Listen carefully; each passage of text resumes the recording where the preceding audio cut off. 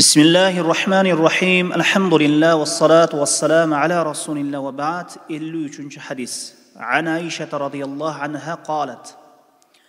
Qala Resulullah sallallahu aleyhi ve sellem: Men nezara en yuti'illaha felyuti'hu ve men nezara en ya'sillaha fela ya'sih. Ravahul Bukhari. Ayşe radıyallahu anha Peygamberimiz sallallahu aleyhi ve sellem'den rivayet kılıp aytat: Allah'tan elçisi sallallahu aleyhi ve sellem aytты: Kim Allah'a moyun sunu maqsadda nazir qilgan bolsa, ağa moyun sunsun, nazirin atqarsın. Jana kim Allah Taalaga күнөкөр болуу maqsadda nazir qilgan bolsa, күнөкөр боло көрбөсүн. Мындайча айтканда, назирин аткарбасын. Имам Бухари рахимахуллах риваят кылган hadisке түшүндүрмө. Назир бул бир пенденин мен паландай ниетиме жеткеним үчүн Allah Taalaga arnap tükünдөй ibadat kılıp beremin dep özüne özü mildet жүктөшүн айтылат.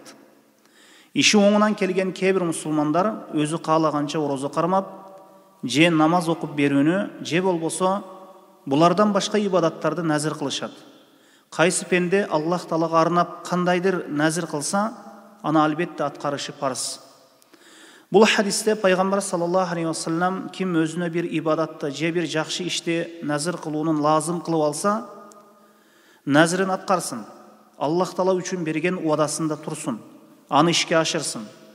Аллахка баш ийүү максатта назир кылган адам уадасын орундоосу, бул анын Аллахка баш ийгени жана назир ибадатын Аллахка арнаганы.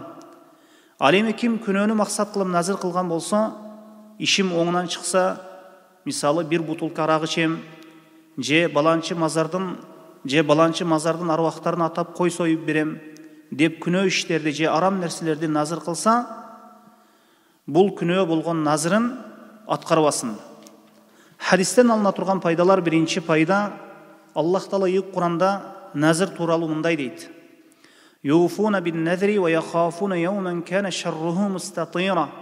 Alar dünya jaşoosunda nazirlerin atkarışkan, жана жамандыгы жайылган күндөн, кыяматтан жана андагы Аллахтын азабынан коркушкан.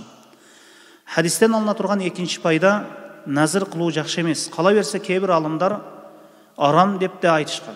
Анткени инсан Аллахка сөзсүз иши оңунан келсе гана жакшылык кылуус керекпи? Же ибадат кылуус керекпи? Ал эми кээ бир башка бир алымдар башка бир далилдерге көрө макрух деп айтышкан. Hadiste келет, Бухари Муслим риваят кылган, Пайгамбарыбыз саллаллаху алейхи ва саллям айткан: "Иннаху ла я'ти би хайрин ва иннама юстахражу бихи минал бахил." Назир кылуу бул бир жакшылык келтирбейт, балким ал назир кылганы себептүү сараң инсандан, бахыл инсандан мал чыгарып алынат.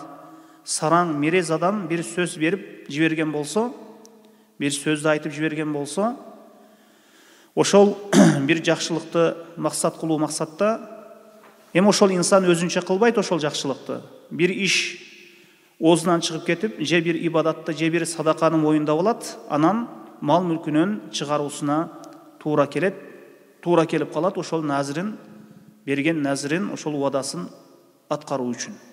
Hadisten алына турган үчүнчү пайда, бизде кээ бир адамдар мына ушул назир ибадатында ширк келтиришет. Misалы кээ бир адамдар аялым төрөсө, же оорумдан айыксам, баланчы мазарга арнап атап кой союп берем, же ошол мазардын арвактарын атап кой союп берем, же бир короз союп берем. Ушундай назирде да ширк кылышат.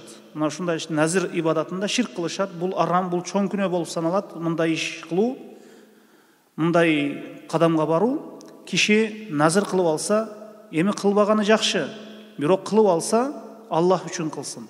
Ишим оңунан келсе, же оорумдан айыксам, же балалуу болсом, Аллах үчүн бир кой союп, кедейлерге таратам деп уада кылса, бул уадасын, назирин аткаруусу, иши оңунан келсе, эгер максат ишке ашса, аны аткаруу ал пендеге важип болуп калат экен. Wallahu a'lam.